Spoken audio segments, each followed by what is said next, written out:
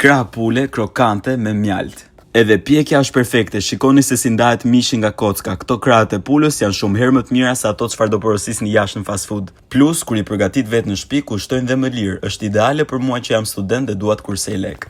Dhe një gjë tjetër shumë e mirë është që përgatiten brenda 30 minutave. Për salcën me të cilën do marinojmë krahët e pulës, na duhen 2 lugë kos. Unë për vete i hedh edhe një lugë mustard, se më pëlqen shumë, por ju nëse nuk e doni, mund të mos ja hidhni. Për erëzat unë ka përdorur porzilok të thatë, rigon, spec të kuq dhe hudhër pluhur.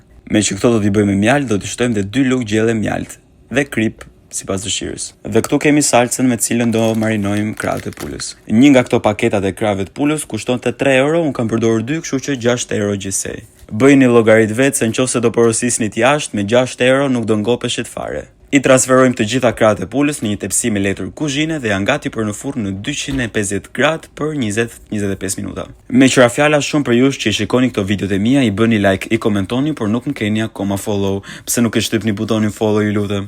Sa i kemi nxjerr nga furra, ashtu të ngrohta siç janë, do t'i hedhim djath parmigiano dhe borzilok të thatë dhe shikoni pak se sa të mira kanë dalë.